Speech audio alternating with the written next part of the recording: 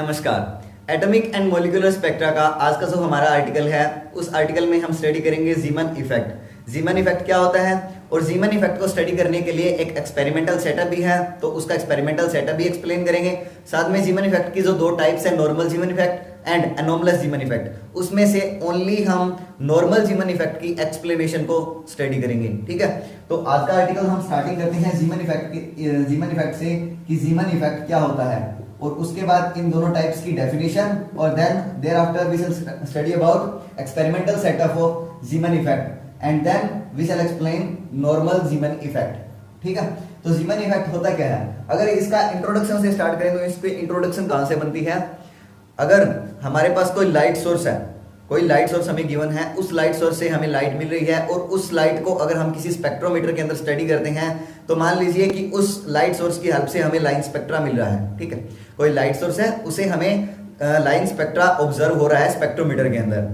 अगर हम उस लाइट सोर्स को एक्सटर्नल मैग्नेटिक फील्ड के अंदर रख दें, अगर उस लाइट सोर्स को हम एक्सटर्नल मैग्नेटिक फील्ड के अंदर रख दें, तो जो हमें पहले लाइन स्पेक्ट्रा मिल रहा था ना, वो लाइन स्पेक्ट्रा फर्दर आगे स्प्लिट हो जाता है उस एक्सटर्नल मैग्नेटिक फील्ड के कारण।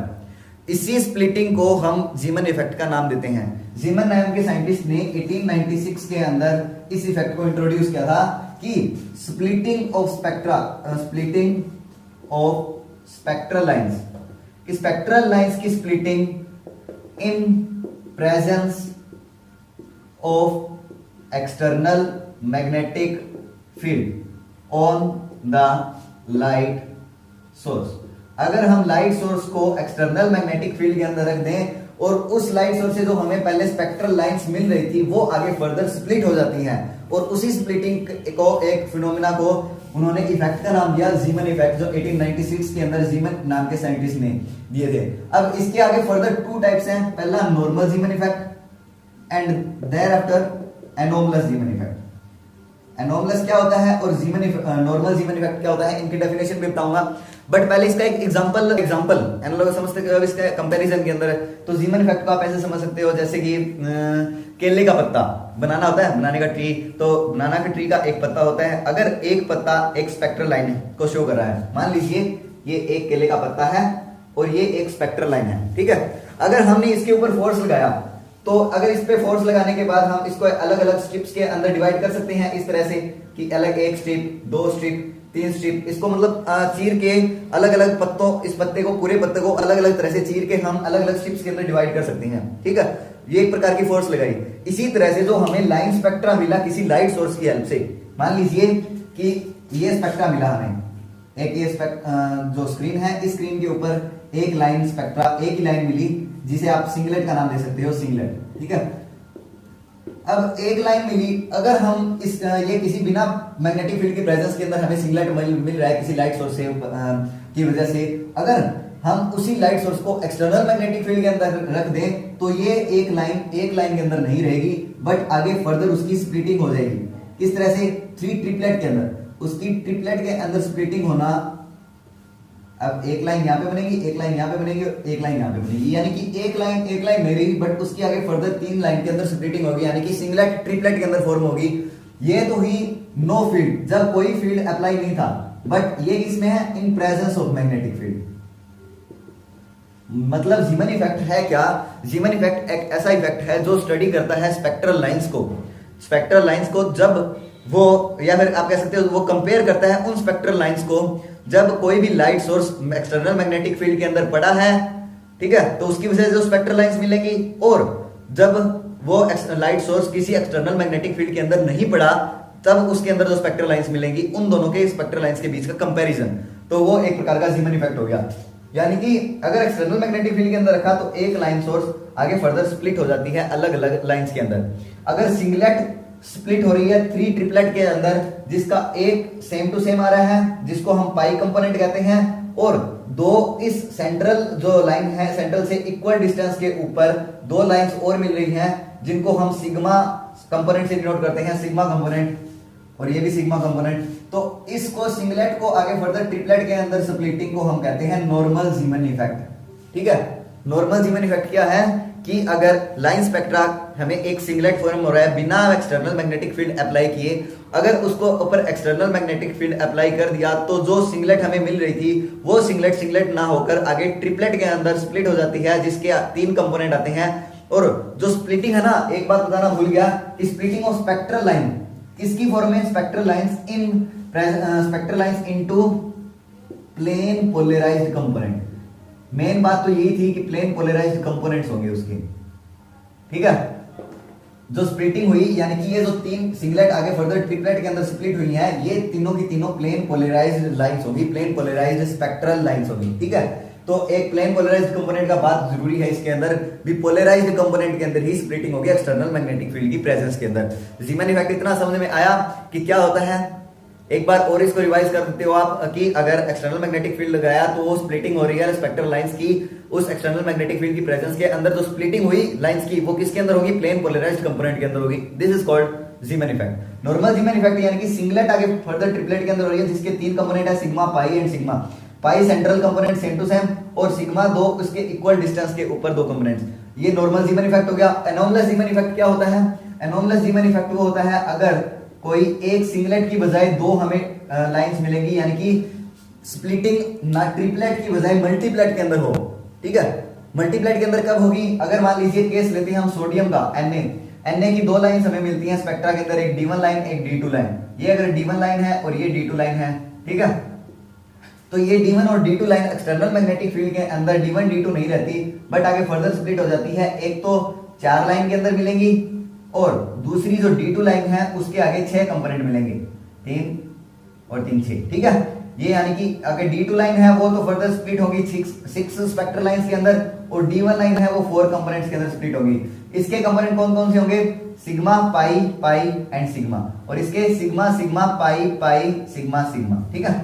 इतने इसके कंपोनेंट्स होंगे। कंपोनेंट्स को नाम डिनोट किया गया है बस ओनली इन नेम से, सिग्मा, पाई, पाई, सिग्मा, सिग्मा, सिग्मा, पाई, पाई, सिग्मा, सिग्मा, ठीक है। तो ये D1 लाइंस और D2 लाइन स्पेक्ट्रल जो लाइंस है सोडियम स्पेक्ट्रा की, ये फर्दर आगे स्प्लिटिंग शो करती हैं एक्सटर्नल मैग्नेटिक फील्ड की प्रेजेंस के अंदर। तो अब ये क्या हुई, ट्रिपलेट के अंदर तो नहीं हो रही, मतलब मल्टीप्लेट फॉर्म हो रहा है इन लाइंस का। इस मल्टीप्लेट फॉर्मेशन को हम कहते हैं एनोमलस जीमन इफेक्ट, ठीक है।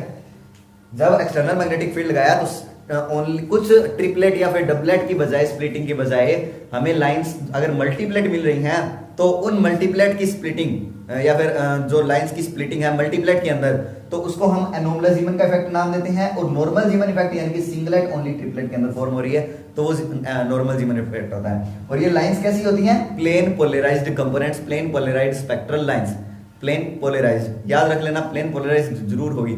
अगर आपने जीमन इफेक्ट की डेफिनेशन देनी है और उसके अंदर कंपोनेंट्स प्लेन पोलराइज्ड नहीं बताए तो आपकी जो डेफिनेशन है वो अधूरी रहेगी, ठीक है।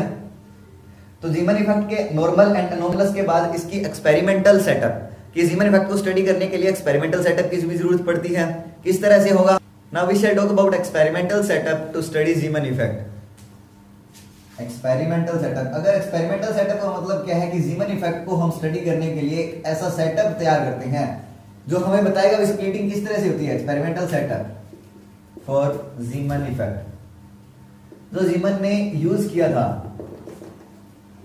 अब आपको जीमन इफेक्ट तो पता चल गया होगा भी होता क्या है, तो आप एक्सपेरिमेंटल सेटअप तो बता ही सकते हो भी किस तरह से मेजर करेंगे। क्या होता है स्प्लिटिंग, तो यानी कि स्प्लिटिंग स्पेक्ट्रल लाइंस के लिए हमें एक स्पेक्ट्रोमीटर की जरूरत पड़ती है, ठीक है। स्पेक्ट्रोमीटर के लिए एक लाइट सोर्स की जरूरत पड़ती है, क्योंकि लाइट अगर हमें मिलेगी तभी हम उसका स्पेक्ट्रा है वो देख सकेंगे। स्पेक्ट्रा के लिए हम क्या करते हैं, प्रिज्म का यूज कर सकते हैं। अभी लाइट को अगर प्रिज्म में से पास किया और उसको टेलीस्कोप के अंदर ऑब्जर्व किया तो हमें टेलीस्कोप के अंदर क्या मिलेगा, प्रिज्म में से पास होती है लाइट का स्पेक्ट्रा मिलेगा, हम स्पेक्ट्रा देख सकते हैं उसका। और एक्सटर्नल मैग्नेटिक फील्ड के लिए हमें मैग्नेटिक फील्ड की जरूरत पड़ती है, जो हम इलेक्ट्रोमैग्नेट की हेल्प से लेते हैं कि अगर उसमें से करंट पास किया तो मैग्नेटिक फील्ड आ गया, अगर करंट बंद कर दिया जाए तो हमें कोई इलेक्ट्रोमैग्नेट की वजह से मैग्नेटिक फील्ड नहीं मिलेगा, ठीक है। तो यानी कि स्प्लिटिंग उस केस के अंदर नहीं होगी।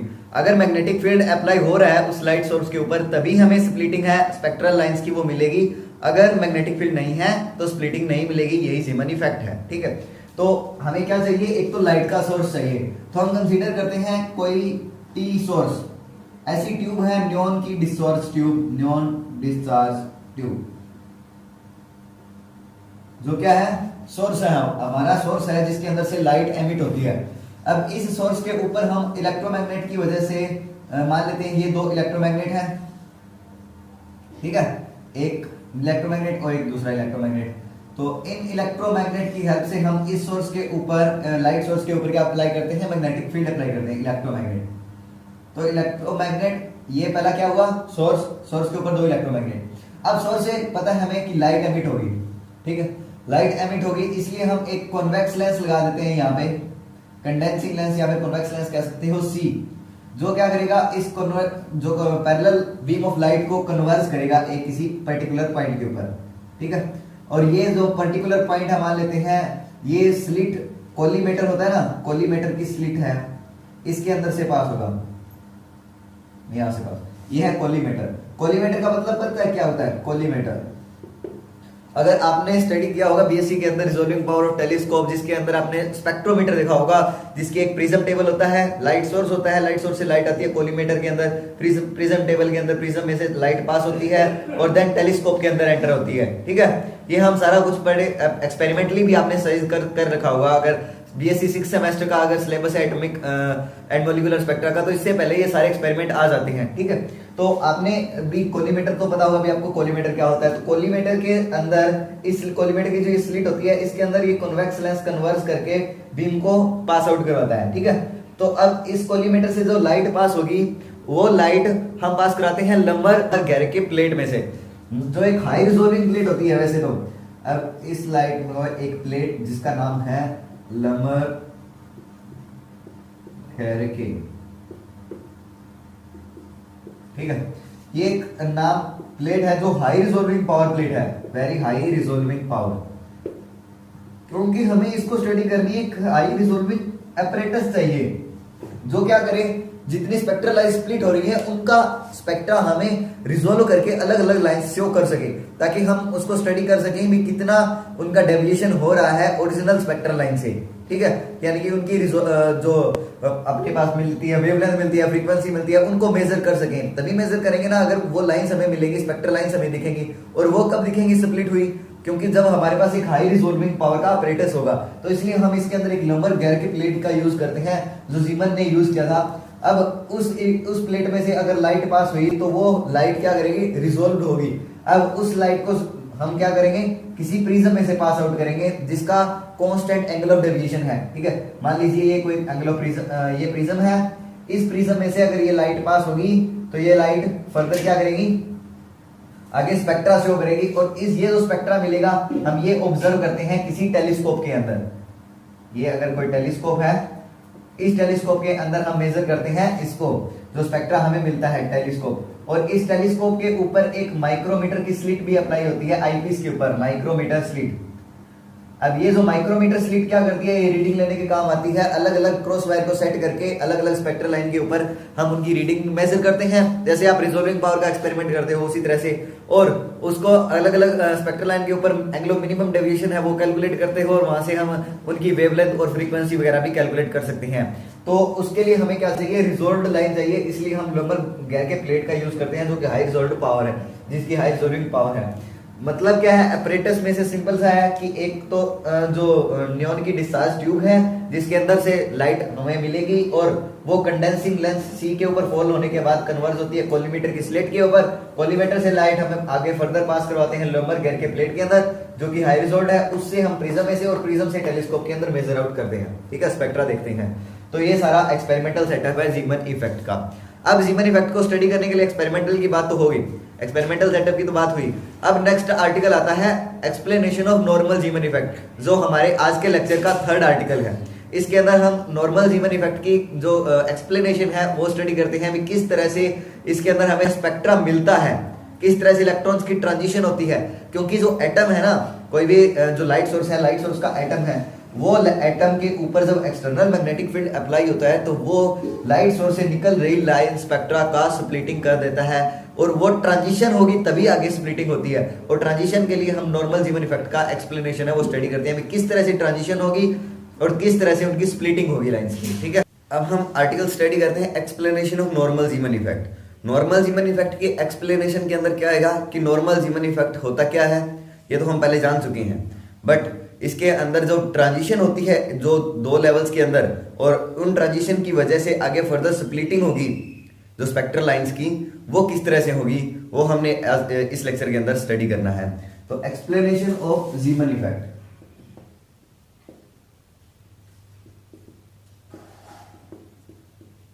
एनोमलस ज़ीमन इफेक्ट की जो एक्सप्लेनेशन है वो हम नेक्स्ट लेक्चर के अंदर जानेंगे।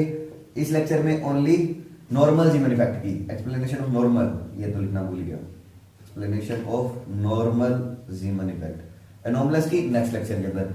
तो नॉर्मल ज़ीमन इफेक्ट क्या था कि कोई भी सिंगलेट स्टेट आगे फर्दर ट्रिपलेट के अंदर डिवाइड हो रही हो, अगर मैग्नेटिक फील्ड अप्लाई करते हैं किसी एटम के ऊपर जिसकी वजह से वो सिंगलेट स्टेट मिल रही है, ठीक है, और वो मैग्नेटिक फील्ड अप्लाई होने के बाद सिंगलेट आगे फर्दर ट्रिपलेट के अंदर स्प्लिट हो जाती है, उसी को हम कहते हैं नॉर्मल ज़ीमन इफेक्ट। अगर वो सिंगलेट ट्रिपलेट की बजाय कोई और मल्टीप्लेट के अंदर फॉर्म हो रही हो, ठीक है, या फिर कॉम्प्लेक्स मल्टीप्लेट मिल रहा हो, उसे हम कहते हैं anomalous Zeeman effect. Magnetic field तो अप्लाई करना ही पड़ेगा उसको स्प्लिट करने के लिए। तो अब हमने नॉर्मल ज़ीमन इफेक्ट के अंदर क्या चाहिए, सिंगलेट स्टेट। जब दो ट्रांजिशन सिंगलेट स्टेट के अंदर होगी ना, सिंगलेट के अंदर जब ट्रांजिशन होगी तो वहां पे एस की वैल्यू क्या होती है सिंगलेट के लिए, सिंगलेट के लिए हम ये लिखते हैं कि 2s+1 है, उसकी वैल्यू 1 होती है जब सिंगलेट स्टेट होती है, यानी कि s की वैल्यू यहां से क्या आएगी 0। मतलब क्या है कि स्पिन की वैल्यू वो आई 0। अगर स्पिन 0 है तो हम इसकी एक्सप्लेनेशन के अंदर स्पिन वाला केस है वो नेग्लेक्ट कर देते हैं, उसको हम स्टडी नहीं करते, ओनली केस स्टडी करते हैं ऑर्बिटल का। कि दो केस होते हैं एक एटम के अंदर, एक तो ऑर्बिटल एंगुलर मोमेंटम का, एक स्पिन एंगुलर मोमेंटम का। तो स्पिन अगर उसकी 0 आ रही है तो हम ऑर्बिटल का केस ओनली स्टडी करते हैं, स्पिन का केस स्टडी नहीं करते। तो अब हमें क्या जानना है, इसके कोई भी अगर पॉली इलेक्ट्रॉनिक एटम है, मान लीजिए कोई पॉली इलेक्ट्रॉनिक एटम, मतलब समझ सकते हो जिसके अंदर बहुत ज्यादा इलेक्ट्रॉन्स है किसी एटम के अंदर, और उस एटम के ऊपर हमने मैग्नेटिक फील्ड अप्लाई किया है, तो एटम्स इलेक्ट्रॉन्स के बीच में ट्रांजिशन तो होगी, बट जो ट्रांजिशन होगी ना वो आगे ट्रांजिशन वाले लेवल से वो आगे फर्दर डिवाइड हो जाते हैं। किसकी फॉर्म के अंदर, जो अप्लाइड मैग्नेटिक फील्ड है, जो अप्लाइड मैग्नेटिक फील्ड है उसकी फॉर्म के अंदर। किस तरह से अभी आपको समझ में आएगा कि किस तरह से आगे फर्दर स्प्लिटिंग होती है। इसका नॉर्मल ज़ीमन इफेक्ट की एक्सप्लेनेशन जानने के लिए आपने पहले पढ़ रखा होगा कि अगर कोई ऑर्बिटल है, मान लीजिए कोई ऑर्बिटल है, ये हम ऑर्बिटल कंसीडर करते हैं, ठीक है, ये कोई ऑर्बिटल है, ये इसका सेंटर है, इस सेंटर के ऊपर मतलब न्यूक्लियस पड़ा है। तो अगर उसकी ऑर्बिटल एंगुलर मोमेंटम कितनी होगी L, अगर उसकी L ऑर्बिटल एंगुलर मोमेंटम है, orbital angular momentum, small l को तो डिनोट करते हैं हम ऑर्बिटल क्वांटम नंबर से, बट उसके ऊपर अगर वेक्टर लग जाए तो वो ऑर्बिटल एंगुलर मोमेंटम फॉर्म हो जाता है, ठीक है। तो L अगर उसकी ऑर्बिटल एंगुलर मोमेंटम है और म्यू L उस इलेक्ट्रॉन का क्या है या उस एटम का क्या है, magnetic orbital magnetic moment, orbital magnetic moment, ठीक है। L तो उसकी कैपिटल L लिख रहा हूं, स्मॉल l नहीं है, क्योंकि एटम के अंदर बहुत सारे इलेक्ट्रॉन है, इसलिए हमने उसको कैपिटल L से डिनोट किया है कि उसकी ऑर्बिटल एंगुलर मोमेंटम है, और म्यू L है वो उसकी ऑर्बिटल मैग्नेटिक मूवमेंट है उस एटम की, ठीक है। तो अब हमें पता है कि जायरोमैग्नेटिक रेशियो हमने पढ़ा था कि orbital magnetic movement per unit angular momentum, या फिर magnetic movement per unit angular momentum is equal to gyromagnetic ratio which is equal to E/2m। मतलब म्यू L का वेक्टर का मैग्नीट्यूड है वो L वेक्टर के मैग्नीट्यूड के इज इक्वल टू E/2m के इक्वल होता है। ये जायरोमैग्नेटिक रेशियो हम पढ़ चुके हैं पहले, जायरोमैग्नेटिक रेशियो, ठीक है। तो अब जायरोमैग्नेटिक रेशियो E/2m म्यू L/L, और अब ये ऑर्बिटल हमने कंसीडर किया, जो इसका अगर इसके ऊपर परपेंडिकुलरली हमने क्या अप्लाई किया, मैग्नेटिक फील्ड अप्लाई किया, मतलब इस परपेंडिकुलर डायरेक्शन या फिर एज जो जेड डायरेक्शन है, मान लीजिए जेड डायरेक्शन के अंदर हमने उसके ऊपर मैग्नेटिक फील्ड अप्लाई कर दिया। किस डायरेक्शन में, जेड डायरेक्शन के अंदर हमने उसके ऊपर बी मैग्नेटिक फील्ड अगर अप्लाई किया है, तो ये जो ऑर्बिटल है, इस ऑर्बिटल की जो इस ऑर्बिट की ऑर्बिटल एंगुलर मोमेंटम है L, मान लीजिए उसकी डायरेक्शन ये है, ठीक है। अगर उसकी L ऑर्बिटल एंगुलर मोमेंटम है तो वो इस मैग्नेटिक फील्ड B के अराउंड क्या करेगी, प्रेसिशन करेगी, ठीक है। ऑर्बिटल एंगुलर मोमेंटम है वो अप्लाइड मैग्नेटिक फील्ड के अराउंड प्रेसिशन करेगी जब उसके ऊपर परपेंडिकुलरली मैग्नेटिक फील्ड हमने एटम के ऊपर लगाया है तब, ठीक। तब अगर ये परपेंडिकुलर इसके अराउंड प्रेसिशन कर रही है तो इसमें एक बात और ये है कि जो ऑर्बिटल एंगुलर मोमेंटम L लिख रहे हैं, इसका एक LZ कंपोनेंट कौन सा होगा, LZ कंपोनेंट का मतलब ये है कि ऑर्बिटल एंगुलर मोमेंटम ही होगी ये, ये कौन सी है, ऑर्बिटल एंगुलर मोमेंटम होगी, बट प्रोजेक्शन होगा, projection of orbital angular momentum on magnetic field B. Magnetic field B वाली लाइन है, इसके ऊपर जो जेड एक्सिस के अलोंग है, इसके ऊपर इस L जो ऑर्बिटल एंगुलर मोमेंटम का प्रोजेक्शन हमने जो देखा है उसको LZ से डिनोट कर दिया, और वो क्वांटाइज्ड होता है, उसकी वैल्यू कितनी होती है ML। इसको अगर कैपिटल M से डिनोट कर देते हैं, कैपिटल ML, क्योंकि पूरे एटम की बात करें इसलिए हम सारे कैपिटल लेटर से डिनोट करेंगे। कैपिटल ML इंटू में H कट या फिर H/2π लिख सकते हो। तो जो LZ कंपोनेंट है, LZ क्या है, LZ के ऊपर अगर वेक्टर लग रहा है तो ये ऑर्बिटल एंगुलर मोमेंटम ही है, बट है किसकी ऑर्बिटल एंगुलर मोमेंटम, वो प्रोजेक्शन है ऑर्बिटल एंगुलर मोमेंटम का L का उस मैग्नेटिक फील्ड B के ऊपर जो हमने इस ऑर्बिटल के ऊपर परपेंडिकुलरली अप्लाई किया है। ठीक है, इतना समझ में आ गया कि LZ क्या है और वो क्वांटाइज्ड कैसे है, कि ML क्या होता है यहाँ पे, ML क्या होता है, अगर आपने क्वांटम्स नंबर पढ़े होंगे वेक्टर एटम मॉडल से एसोसिएटेड जितने भी क्वांटम नंबर्स है वो पहले लेक्चर में अपलोड कर चुका हूं, अगर आपने वो पढ़ा होगा तो आपको पता होगा कि ML क्या होता है। ML होता है magnetic orbital quantum number, orbital magnetic quantum number होता है ML। ठीक है, जिसकी वैल्यू कहां से कहां तक होती है, प्लस L से लेकर यहाँ पे L-1 से आगे आगे -L तक होगी। ठीक है, प्लस L से लेकर -L तक इसकी टोटल वैल्यूज लाई करती है। यहां से हम ये कह सकते हैं कि जो L स्टेट है, किसी भी एटम की L स्टेट है, वो आगे further 2L+1 number of states के अंदर स्प्लिट हो जाती है। किस तरह से स्प्लिट होगी वो अभी बताऊंगा मैं किस तरह से, क्योंकि ML है इसका केस इसके अंदर कंसीडर हो गया, क्योंकि L का हमने इस मैग्नेटिक फील्ड के ऊपर जो प्रोजेक्शन देखा है उसकी वजह से एक नई एंगुलर मोमेंटम हमें मिली है LZ, जो उसका Z एक्सिस के अलोंग कंपोनेंट है। तो LZ नई एंगुलर मोमेंटम मिली है जिसके अंदर हमने वैल्यू कंसीडर की है किसकी, ML की। जो ML क्या है, मैग्नेटिक ऑर्बिटल क्वांटम नंबर, और जिसकी वैल्यू L पर डिपेंड कर रही है, यानी कि अलग अलग L की वैल्यू के लिए एक L की वैल्यू के लिए ML की अलग अलग वैल्यूज होगी। अगर L की वैल्यू 2 है तो उसकी वैल्यू ML की वैल्यू कितनी होगी, -2 से लेकर +2 तक। ठीक है, ये हम इसके अंदर कह रहे हैं कि ML के ऊपर LZ की वैल्यू डिपेंड कर रही है। ठीक है, LZ के ऊपर ML की वैल्यू डिपेंड कर रही है, यानी कि जो ऑर्बिटल एंगुलर मोमेंटम है उस मैग्नेटिक फील्ड B के अलोंग वो ML पर डिपेंड करिए और ML की वैल्यू L पर डिपेंड करिए, यानी कि पर्टिकुलर एक L की वैल्यू के लिए ML की अलग अलग वैल्यूज होगी। उसकी वजह से हमें स्प्लिटिंग है वो L की स्टेट की स्प्लिटिंग है वो 2L+ नंबर ऑफ स्टेट के अंदर मिलती है। एग्जांपल की हेल्प से स्टडी करेंगे तब आपको ज्यादा क्लियर होगा कि 2L+1 नंबर ऑफ स्टेट में कैसे मिलती है। मान लीजिए L की वैल्यू 2 है, अभी हमने कहा कि L की वैल्यू अगर 2 है, किसी L की वैल्यू 2 होगी यानी कि इलेक्ट्रॉन की स्टेट के अंदर होगा SPDF 0 1 2 3 2 होगी, यानी कि D स्टेट के अंदर होगा। ठीक है, अगर L की वैल्यू 2 है, तो उसके लिए ML की वैल्यू कितनी होगी, 2 से लेकर -2 तक, मतलब -2 से लेकर +2 तक, और होगी इंटीजर सी, मतलब कि इसके अंदर हम +1 ऐड करेंगे तो कितने हो गए, -1 0 1 एंड 2, कितने 1 2 3 4 5 वैल्यूज आई ML की वैल्यू 5 वैल्यूज आई।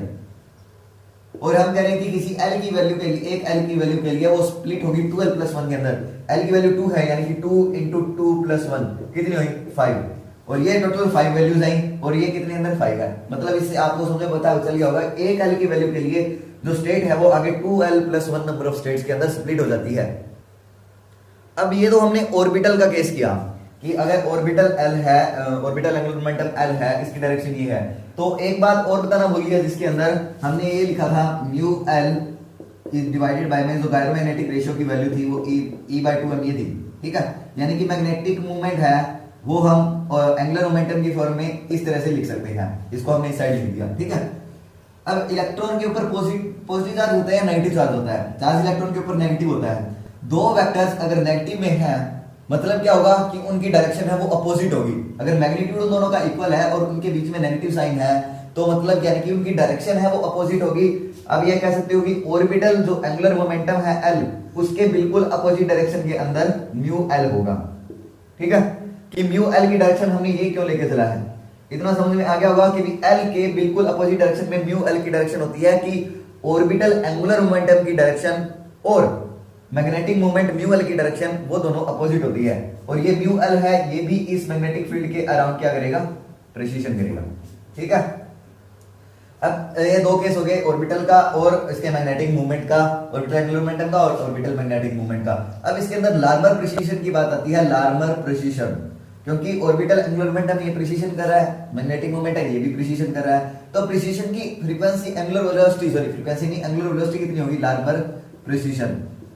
हमने लार्मर प्रिसिशन के ऊपर पहले लेक्चर स्टडी किया था, जिसके अंदर लार्मर वेलोसिटी होती है, सॉरी लार्मर वेलोसिटी कितनी थी, लार्मर वेलोसिटी उसकी वैल्यू हम लिखते हैं ओमेगा से, जो एंगुलर वेलोसिटी होती है उसकी वैल्यू होती है EB/2m, ये लिखते हैं, और E/2m है ये इसकी वैल्यू कितनी है।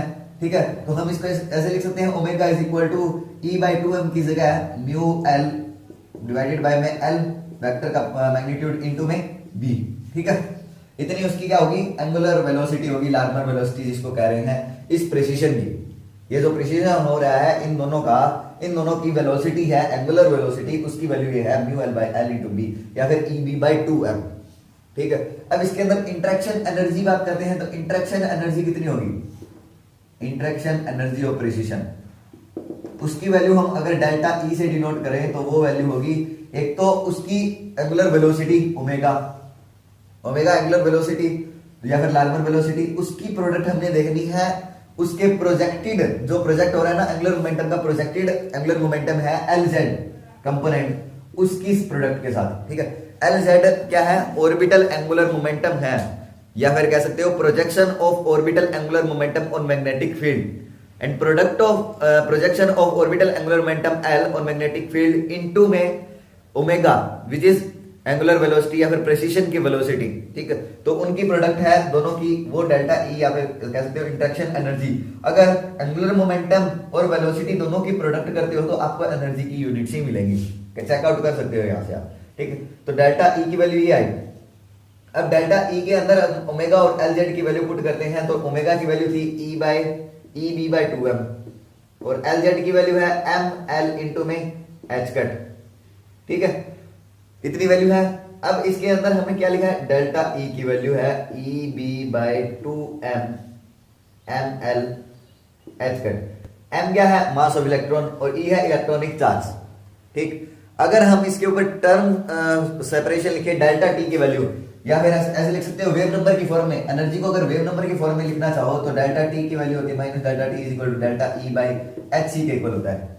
ठीक है, ये हम जानते हैं, तो hc के इक्वल डिवाइड बाय में hc, मतलब क्या है कि इससे हम क्या लिख सकते हैं, EB/2m की वैल्यू अगर इसमें लिखें delta T is equal to EB/2m into में, या फिर यहां पे ऐसे लिख सकते हो H/2π, h कट की जगह H/2π लिखते हो तो EBH, और यहाँ पे 2 की जगह 4 आ जाएगा, और m और साथ में है C है और एक H है, और मल्टीप्लाई में है ML। ठीक है, तो H से H कैंसल, ओनली बचेगा delta T is equal to EB/4 pi था एक साथ में ये पाई भी था। ठीक है, 4πmc इंटू में ML, और ये जो पूरी क्वांटिटी है इसको लोरेंट्ज यूनिट कहते हैं, L डैश से डिनोट कर सकते हो आप, L डैश ML। ठीक है, तो L डैश क्या है, L dash is equal to, यहां पर लिख देता हूं, L dash is equal to ML नहीं ML नहीं है, EB/4mc only, L dash is equal to EB/4πmc। ठीक, जिसको नाम दे रहे हैं हम लोरेंट्ज यूनिट का, लोरेंट्ज यूनिट, जो डिपेंड किसके ऊपर कर रही है, मैग्नेटिक फील्ड B के ऊपर।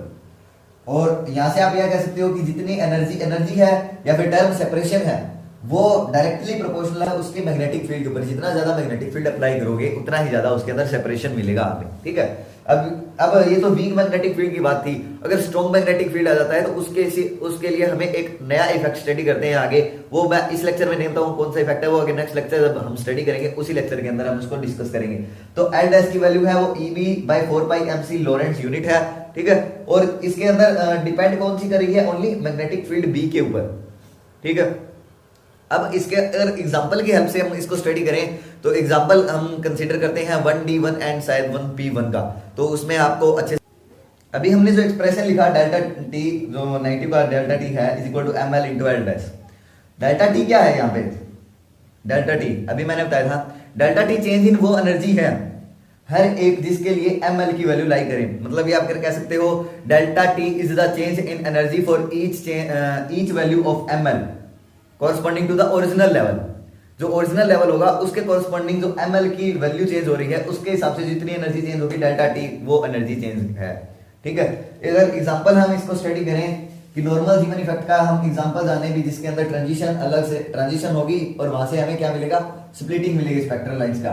तो हम एग्जांपल स्टडी करते हैं 1D2 किसी टर्म सिंबल से अगर ट्रांजिशन हो रही है 1P1 तक। ठीक है, किसी लेवल 1D2 से 1P1 लेवल के अंदर ट्रांजिशन हो रही है, तो अगर कोई भी फील्ड अप्लाई नहीं है, मान लीजिए ये है 1D2। ठीक, यहां मैं थोड़ा सा इधर बना देता हूं इसको क्योंकि थोड़ा डायग्राम बड़ा बनेगा ना। तो यहाँ 1D2 अगर ये स्पेक्ट्रल ये सॉरी लेवल है और सेकंड लेवल है 1P1। अगर कोई फील्ड अप्लाई हुआ, नो फील्ड अप्लाई, तब उस केस में ओनली वन ट्रांजिशन होगी इस लेवल से इस लेवल के अंदर, और जो कि हमें मिलेगी एक सिंगलेट लाइन। ठीक है, ये हम पहले पढ़ चुके हैं। अगर इसके लिए L की वैल्यू कितनी होगी? L की वैल्यू इस कैपिटल, इसके लिए कैपिटल L की वैल्यू कितनी होगी? 2, और इसके लिए कैपिटल L की वैल्यू 1, यानी कि ML की वैल्यू इस केस के अंदर कितनी होगी? -2, 0, 1 एंड 2। ठीक है, और इस केस के लिए कैपिटल ML की वैल्यू कितनी होगी? -1, 0 एंड 1, यानी कि इसके लिए भी 2l+1 और इसके लिए भी 2l+1 नंबर ऑफ स्टेट्स के अंदर L है वो स्प्लिट हो जाता है। ठीक है, और वो स्प्लिटिंग इसके फॉर्म के अंदर होगी quantum numbers, magnetic orbital quantum number की फॉर्म में। ठीक है, तो ये मतलब कि क्या है कि ये जो स्टेट है ये आगे फर्दर ML के अंदर 5 स्टेट्स के अंदर स्प्लिट होगी।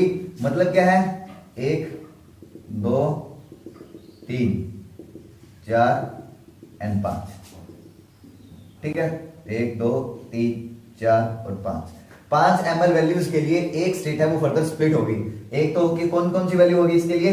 -2, -1, 0, 1 एंड 2। ठीक है, इसी तरह से जो ये स्टेट है 1P1 ये कितने के अंदर? ट्रिपलेट के अंदर आगे स्प्लिट होगी 1, 2 एंड 3। ठीक है, 1, 2 और 3, जिसके लिए ML की वैल्यूज अलग अलग हैं। कौन कौन सी? इसके लिए -1, 0 एंड 1। ठीक, एनर्जी है वो ऊपर जाते वक्त इंक्रीज होती है, ये हम जानते हैं। तो अब इन लेवल्स के बीच में ट्रांजिशन होगी। अब ये कौन सा केस है? जब उसके अंदर मैग्नेटिक फील्ड अप्लाई होगा, मैग्नेटिक फील्ड अप्लाई, क्योंकि जब मैग्नेटिक फील्ड अप्लाई करेंगे तभी हमें जो ये मैग्नेटिक ऑर्बिटल क्वांटम नंबर है ML की वैल्यूज मिलेगी ना, तब ये वैल्यूज मिलेगी। तो इसके लिए हम ये स्टेट से आगे फर्दर स्प्लिटिंग करवा देते हैं और इनके बीच में ट्रांजिशन होगी। और इनके बीच में ट्रांजिशन होने के लिए हम सिलेक्शन रूल स्टडी करते हैं कि जो ये डेल्टा ML की वैल्यू, मतलब क्या है कि जो magnetic orbital angular quantum number है, magnetic orbital quantum number delta ML की वैल्यू वो चेंज होनी चाहिए या तो 0 से, या मतलब कि चेंज नहीं होनी चाहिए उसकी वैल्यू, या फिर चेंज हो तो वो +1 वैल्यू से चेंज हो या फिर -1 वैल्यू से चेंज हो। ठीक है, किस तरह से कि अगर ट्रांजिशन हो रही है इन लेवल्स के बीच में, ये ML के लेवल्स है ना, ये ML लेवल्स है, ये भी ML है, तो इनके बीच में डेल्टा ML है की वैल्यू है वो या तो इन लेवल्स के बीच में चेंज नहीं होनी चाहिए। मतलब क्या कि अगर 2 से 2 के अंदर होनी चाहिए, बट यहाँ पे तो कोई 2 लेवल ही नहीं है, यानी कि 2 से हमें यहाँ मतलब कि चेंज क्या होगा? 1 से 1 के अंदर ट्रांजिशन होगी। ठीक है, 1 से 1 के अंदर, 0 से 0 के अंदर ट्रांजिशन होगी, फिर -1 से -1 के अंदर ट्रांजिशन होगी। इस तरह से हमें 3 ट्रांजिशन मिलेगी। किसके कोरस्पॉन्डिंग? डेल्टा ML 0 के कोरस्पॉन्डिंग। इसी तरह +1 से कोरस्पॉन्डिंग हमें कितनी मिलेगी? उसके लिए भी 3 ट्रांजिशन मिलेंगी। 2 से लेकर 1 में चेंज होगा क्योंकि 2 - 1 +1 होगा, यानी कि डेल्टा ML की वैल्यू 1 से चेंज हो रही है, यानी कि 2 से 1 के अंदर ट्रांजिशन है वो हो सकती है, फिर 1 से 0 के अंदर भी हो सकती है, फिर 0 से -1 के अंदर होगी क्योंकि 0 इंटू -1 तो कितना होगा? +1 ही होगा, यानी कि 3 ट्रांजिशन ये होगी। इसी तरह से 3 ट्रांजिशन हमें मिलेगी किसके लिए? -1 के लिए। कौन कौन सी की ट्रांजिशन होगी हमें? 0 से लेकर कहां तक होगी? 0 - 1। ठीक है, 0 से 1 में होगी क्योंकि 0 - 1 होगा ना, 0 से लेकर होगी 1 में, फिर होगी -1 से 0 में क्योंकि -1 - 0 -1 ही बचेगा, और फिर होगी -2 से -1 के अंदर। ठीक है, ये 3 ट्रांजिशन होगी। ये 3 ट्रांजिशन, ये 3 ट्रांजिशन और ये 3 ट्रांजिशन, मतलब टोटल 9 ट्रांजिशन हमें फॉर्म होगी इस केस के अंदर। अब इन ट्रांजिशन के लिए हमें पता है कि सिंगलेट स्टेट पहले तो ओनली मिल रही थी, सिंगलेट स्टेट मिल रही थी, ये सिंगलेट, बट हमें क्या चाहिए, सिंगलेट नॉर्मल जीमन इफेक्ट के अंदर ट्रिपलेट के अंदर स्प्लिट हो जाती है, तो ट्रिपलेट चाहिए, यानी कि होगा तो इसमें भी ट्रिपलेट फॉर्म, इन तीनों स्टेट्स के लिए ट्रिपलेट ही फॉर्म होगा, ठीक है। एक पाई कंपोनेंट होगा, एक सिग्मा कंपोनेंट होगा, एक सिग्मा कंपोनेंट होगा। जो मिडल वाली है जिसके लिए डेल्टा एम एल की वैल्यू 0 है वो पाई कंपोनेंट फॉर्म करती है। जो डेल्टा एम एल की वैल्यू +1 के लिए एक सिग्मा कंपोनेंट होगा और डेल्टा एम एल की -1 वैल्यू के लिए एक अलग सिग्मा कंपोनेंट होगा, ठीक है। और जो ये पाई से सिग्मा और सिग्मा दोनों इक्वल डिस्टेंस पे होगी। अब ये क्यों नहीं बन रहा कि एक ट्रांजिशन लाइन एक स्पेक्ट्रल लाइन क्यों नहीं दे रही? इसका रीजन ये है कि जो एक डेल्टा एमएल चेंज के लिए जो जिनका एमएल का वैल्यू चेंज है, मतलब क्या है कि मैग्नेटिक ऑर्बिटल क्वांटम नंबर का जिनका चेंज है वो सेम हो, जिन ट्रांजिशन का वो डेल्टा एमएल की वैल्यू सेम हो, वो सारी ट्रांजिशंस सेम वेव नंबर के अंदर कोइंसाइड करती है। अगर सेम वेव नंबर के अंदर कोइंसाइड करेगी मतलब क्या है कि उनकी हेल्प से हमें एक स्पेक्ट्रल लाइंस मिलेगी जिनकी वैल्यू डेल्टा एमएल की वैल्यू सेम नंबर से चेंज हो रही है, उनके लिए हमें ओनली 1 वैल्यू है वो चेंज मिलेगा, ओनली 1 स्पेक्ट्रल लाइन मिलेगी। मतलब क्या है कि जो 0 के लिए मिलेगी वो पाई कंपोनेंट होगा और जो -1 और या फिर +1 या फिर -1 की हेल्प से जो ट्रांजिशन हो रही है उनके लिए हमें सिग्मा 2 कंपोनेंट मिलेंगे। तो इस तरह से इनके अंदर ट्रांजिशन होती है, एक तो पाई कंपोनेंट होगा, 2 सिग्मा कंपोनेंट होगी, जो इसके पाई के दोनों इक्वी डिस्टेंस होंगे, ठीक है। ट्रांजिशन समझ में आगे भी किस तरह से इनके बीच में ट्रांजिशन होनी है।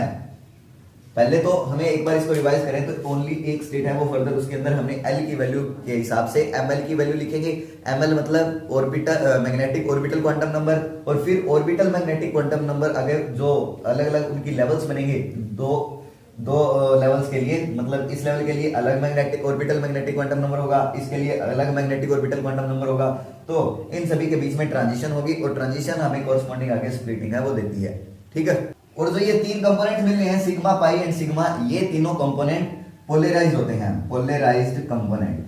ये पहले भी हमने बताया था कि पोलराइज्ड कंपोनेंट के अंदर ही स्प्लिटिंग होती है किसी भी स्पेक्ट्रल लाइंस की जब एक्सटर्नल मैग्नेटिक फील्ड अप्लाई किया जाए तब, ठीक है। तो अब ये पोलराइज्ड है, ये क्वांटम जो एक्सप्लेनेशन है ये भी कर सकते हैं हम क्वांटम एक्सप्लेनेशन की हेल्प से, जो हमने ये पूरी क्वांटम डेरिवेशन की है, क्योंकि जो नॉर्मल जीमन इफेक्ट की है डेरिवेशन या फिर एक्सप्लेनेशन हम 2 तरीके से कर सकते हैं, तो क्लासिकल एक्सप्लेनेशन है, क्वांटम एक्सप्लेनेशन। तो ये जो पूरी हमने एक्सप्लेनेशन की है क्वांटम एक्सप्लेनेशन है, क्योंकि जिसके अंदर हमने LZ है उसको क्वांटाइज्ड ऑर्बिटल एंगुलर मोमेंटम कहा था, ठीक है, जिसकी वैल्यू ml × h थी। अब ये जो क्वांटम एक्सप्लेनेशन की हेल्प से हम ये पोलराइजेशन को भी डिफाइन कर सकते हैं, और साथ में ये नहीं है कि ओनली ये उसको सिलेक्शन रूल को डिफाइन कर रहा है कि ट्रांजिशन कहां से कहां तक होगी। इस सिलेक्शन रूल के साथ साथ पोलराइजेशन को भी क्वांटम एक्सप्लेनेशन डिफाइन करती है। इस तरह से कि जो कंपोनेंट मिल रहा है पाई कंपोनेंट, जब ट्रांजिशन जिनके अंदर डेल्टा एमएल की वैल्यू 0 है उसके अंदर जो पाई कंपोनेंट मिल रहा है, पाई स्पेक्ट्रल लाइन मिल रही है, वो स्पेक्ट्रल लाइन पोलराइज्ड होगी, वो स्पेक्ट्रल लाइन पोलराइज्ड होगी जिसका इलेक्ट्रिक वेक्टर है वो अप्लाइड मैग्नेटिक फील्ड के पैरेलल होता है। मतलब क्या है कि जो अप्लाइड मैग्नेटिक फील्ड है ना, अप्लाइड मैग्नेटिक फील्ड, उसके पैरेलल में इलेक्ट्रिक वेक्टर होगा, इलेक्ट्रिक वेक्टर जो उस लाइन का, ये जो स्पेक्ट्रल लाइन मिली है इसका electric vector applied magnetic field के पैरेलल होगा। अगर डेल्टा एमएल की वैल्यू के लिए जो 2 लाइंस +-1 के लिए जो 2 लाइंस मिली है सिग्मा और सिग्मा, इनका जो इलेक्ट्रिक वेक्टर है ये परपेंडिकुलर होगा उस अप्लाइड मैग्नेटिक फील्ड के, ठीक है। ये 2 इसके अंदर स्पेशल केस हैं एक प्रकार के जो पोलराइजेशन को डिफाइन करते हैं। मतलब क्या है इनका कि जब हम अप्लाइड मैग्नेटिक फील्ड अप्लाई करते हैं, जो हमें कंपोनेंट मिलते हैं sigma component, pi component, 2 sigma and 1 पाई, तो जो वो पाई कंपोनेंट होगा, पाई कंपोनेंट मतलब कि एक स्पेक्ट्रल लाइन जिसके लिए डेल्टा एमएल की वैल्यू 0 चेंज हो रही है, वहां से जो ट्रांजिशन, उन ट्रांजिशन से हमें जो पाई कंपोनेंट मिला है, उस पाई कंपोनेंट जो पोलराइज्ड वो कंपोनेंट है वो पोलराइज्ड होगा और उसका electric vector applied magnetic field के पैरेलल होगा। और डेल्टा एमएल की वैल्यू जिनकी +-1 से चेंज हो रही है और जिनकी हेल्प से हमें सिग्मा कंपोनेंट्स मिल रहे हैं, उन सिग्मा कंपोनेंट्स की यानी कि उन स्पेक्ट्रल लाइंस की जो पोलराइजेशन है वो पोलराइजेशन इलेक्ट्रिक वेक्टर उनके पैरेलल होगा अप्लाइड मैग्नेटिक फील्ड के, ठीक है। यानी कि पोलराइज्ड होंगे और उनका electric vector applied magnetic field के परपेंडिकुलर होगा, तो पाई और सिग्मा के केस में। और साथ में अगर इंटेंसिटी की बात करें तो इंटेंसिटी है इन सिग्मा और पाई कंपोनेंट्स की, वो दोनों के कंपोनेंट्स की इक्वल होती है। Intensity of sigma component and pi component दोनों की इंटेंसिटी है वो सेम होती है, ठीक है, वो हम कोरेस्पोंडेंस प्रिंसिपल की हेल्प से डिराइव कर सकते हैं, वो इनकी डेरिवेशन इंटेंसिटी वो आप कोरेस्पोंडेंस प्रिंसिपल की हेल्प से डिफाइन कर सकते हो। ठीक है, इंटेंसिटी रेशियो है दो स्पेक्ट्रल लाइंस का, तो सिग्मा और पाई की इंटेंसिटी है वो सेम होती है। तो इस तरह से हम नॉर्मल जीमन इफेक्ट की एक्सप्लेनेशन है वो करते हैं। तो आज के लेक्चर में हमने क्या स्टडी किया, explanation of normal Zeeman effect, experimental setup for normal Zeeman effect, definition of normal and anomalous Zeeman effect and what is जीमन effect. Main article तो यही था। ठीक, तो नेक्स्ट लेक्चर के अंदर हम स्टडी करेंगे explanation of anomalous Zeeman effect.